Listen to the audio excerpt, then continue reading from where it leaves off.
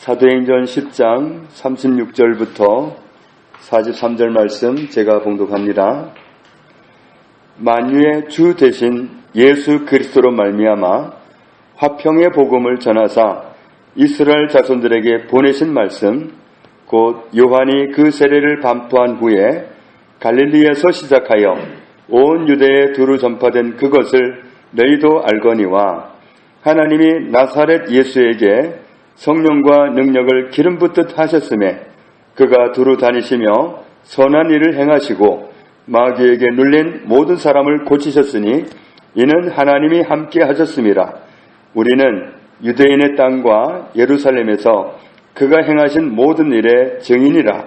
그를 그들이 나무에 달아 죽였으나 하나님이 사흘 만에 다시 살리사 나타내시되 모든 백성에게 하신 것이 아니요 오직 미리 택하신 증인 곧 죽은 자 가운데서 부활하신 후 그를 모시고 음식을 먹은 우리에게 하신 것이라. 우리에게 명하사 백성에게 전도하되 하나님이 살아있는 자와 죽은 자의 재판장으로 정하신 자가 곧 이 사람인 것을 증언하게 하셨고, 그에 대하여 모든 선지자도 증언하되 그를 믿는 사람들이 다 그의 이름을 힘입어 죄의 사함을 받는다 하였느니라. 아멘. 하나님께서는 모든 것의 주인 되시는 예수 그리스도를 통해서 화평의 좋은 소식을 전파하셨다. 하나님의 복음은 이렇게 좀 제목을 붙이자면 오늘 말씀에서는 화평의 복음이다.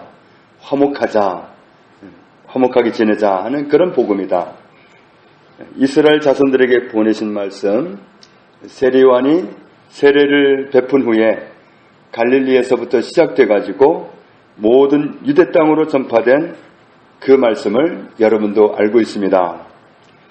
하나님은 나사렛 예수에게 성령과 능력을 기름 붓듯 하셨습니다. 그 예수님은 여기저기 여러 곳으로 다니시면서 은혜를 베푸셨습니다. 착한 일을 행하셨다 그랬는데 그 부분이 원어로 보면은 은혜를 베푸셨다는 표현도 됩니다. 은혜를 베푸셨습니다. 마귀한테 압제당하고 있는, 눌려있는 모든 사람을 고쳐주셨습니다. 이런 일이 가능했던 것은 하나님이 함께 하셨기 때문입니다. 39절에 보면 우리는 유대 땅과 예루살렘에서 행하신 모든 것의 증인입니다. 우리는 목격을 했습니다. 예수님은 그들에 의해서 십자가에 매달려 죽으셨습니다.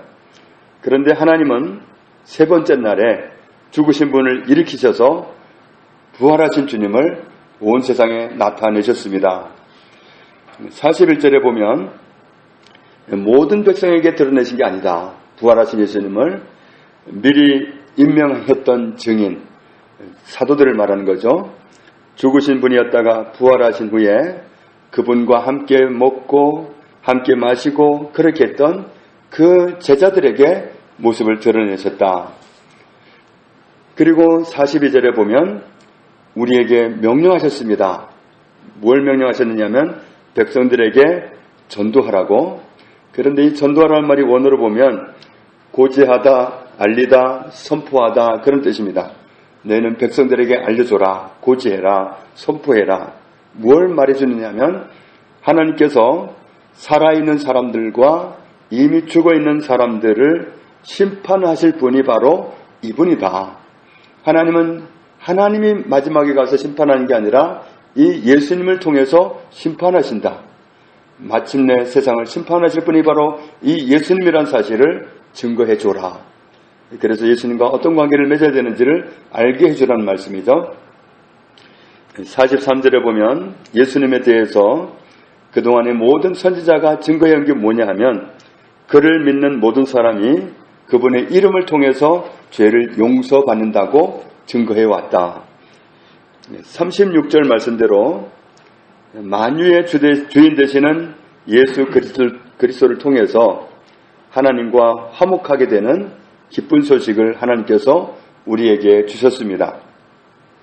나사렛 출신 예수님에게 성령과 능력으로 기름을 부으시고는 예수님이 가시는 곳마다에서 은혜를 베푸셨습니다. 마귀에게 눌려서 아프고 연약한 사람들을 다 고쳐주셨다.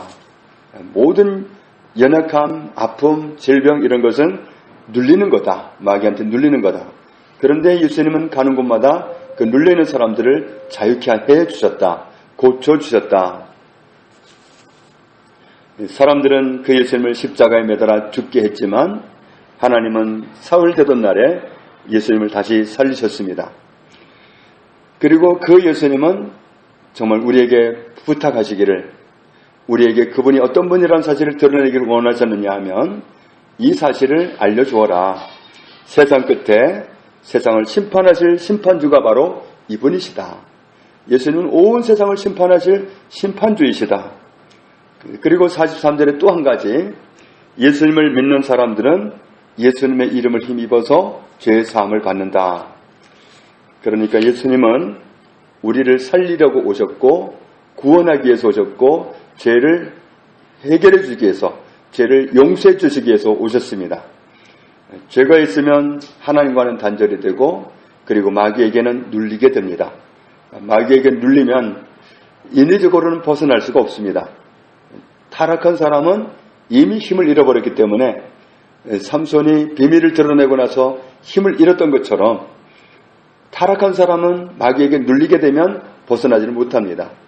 누군가가 와서 건져줘야만 되지 스스로는 벗어날 수가 없습니다. 그런데 그보다 더 강하신 권세를 가지신 하나님의 아들이 오셔서 우리를 해방시키기 위해서 오신 겁니다. 예수님을 통해서 죄를 사함받으면 마귀에게서도 벗어나게 되고 심판도 벗어나게 됩니다. 맨 마지막에 예수님이 세상을 심판하신다. 죄 문제를 해결받지 않으면 심판을 받게 됩니다. 죄 문제를 해결하신 분은 예수 그리스도입니다. 그러니까 우리가 예수 그리스도를 전해줘야 된다는 얘기죠. 하나님이 예수 그리스도를 통해서 화목하게 지내기를 원하신다. 화목하게 하셨다. 예수님을 믿으면 죄 문제가 해결되고 하나님과 화목해진다. 그 대열에 들어서지 않으면 심판받는다. 이 복음을 전하라는 말씀입니다. 요한복음 3장 18절에 그를 믿는 자는 심판을 받지 아니하는 것이요 믿지 아니하는 자는 하나님의 독생자의 이름을 믿지 아니하므로 벌써 심판을 받은 것이니라. 예수님을 통해서만 심판을 면할 수가 있습니다. 요한복음 5장 24절에 내가 진실로 진실로 너희에게 이르노니 내 말을 듣고 또 나 보내신 이를 믿는 자는 영생을 얻었고 심판에 이르지 아니하나니 사망에서 생명으로 옮겼느니라. 예수님을 믿는 사람은 심판과도 상관이 없습니다. 죄의 문제를 해결받았기 때문에. 그런데 그 대열에 들어서지 않으면 죄 문제가 아직도 있기 때문에 해결받지 못한 사람이기 때문에 심판을 받게 됩니다. 요한복음 6장 47절에 진실로 진실로 너희에게 이르노니 믿는 자는 영생을 가졌나니 예수님을 믿는 사람은 영원한 생명을 가졌다. 영원한 생명이 없는 사람은 심판받게 됩니다. 영원한 형벌의 장소로 가게 됩니다. 세상을 심판하실 분은 예수 그리스도입니다.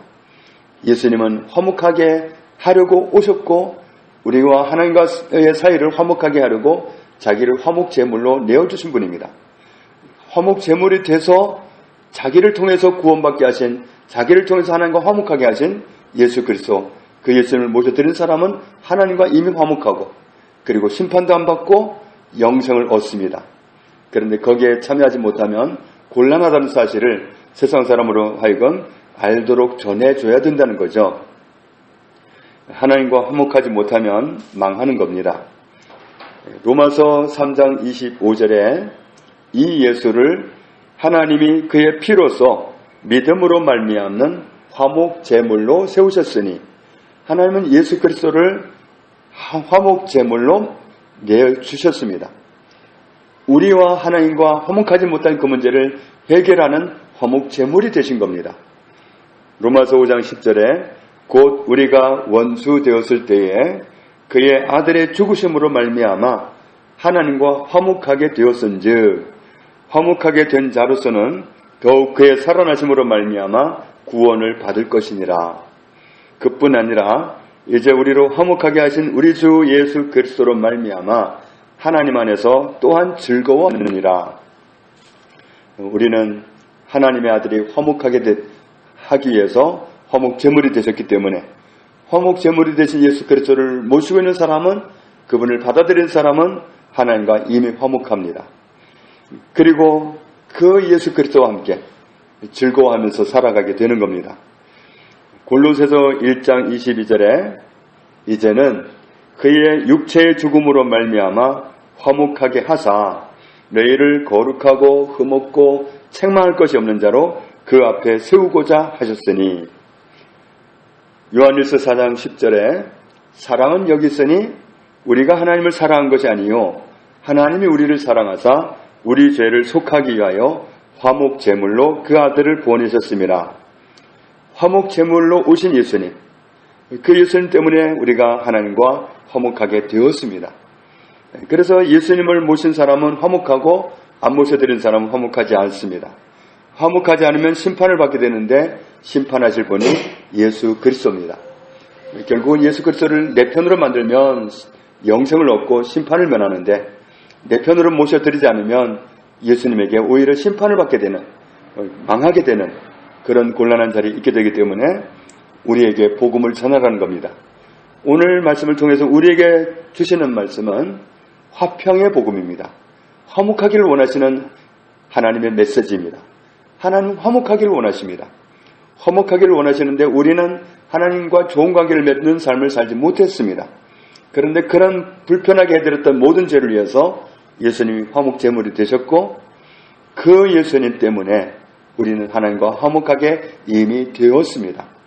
그래서 이 사실을 받아들이고 예수님을 모시고 사는 사람은 하나님과 화목한 사람이고, 그런 사람은 사망에서 벗어났고 심판에서도 벗어났습니다.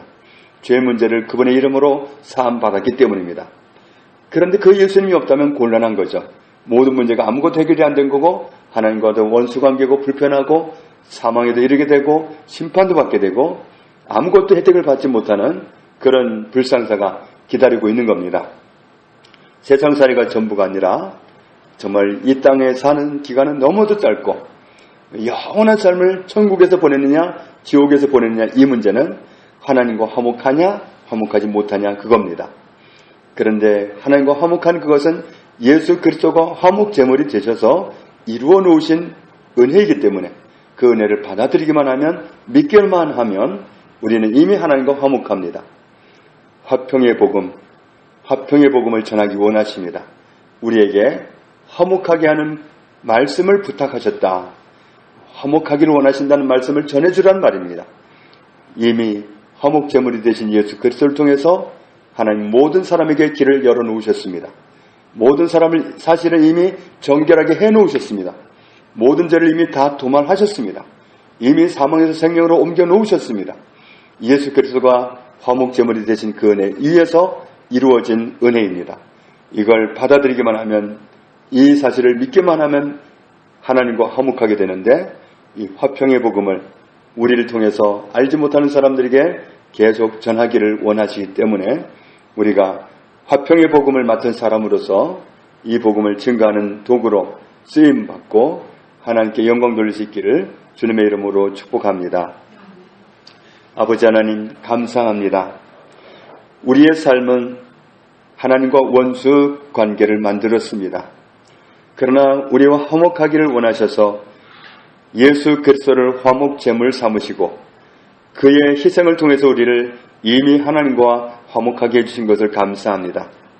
화목하게 해주신 이 은혜를 받아들이면 하나님 앞에 모든 죄를 사함받고 이미 화평하거니와, 받아들이지 않은 사람은 아직도 불편한 관계요, 그리고 심판에 이르게 된다는 이 사실을 우리를 통해서 증거하기를 주님은 원하십니다.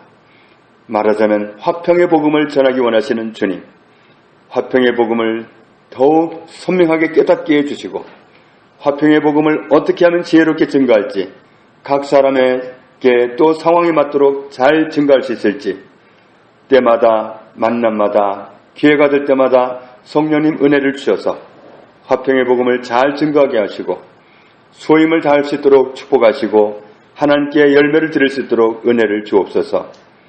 화평의 복음이 되시는 예수님의 이름으로 기도합니다. 아멘.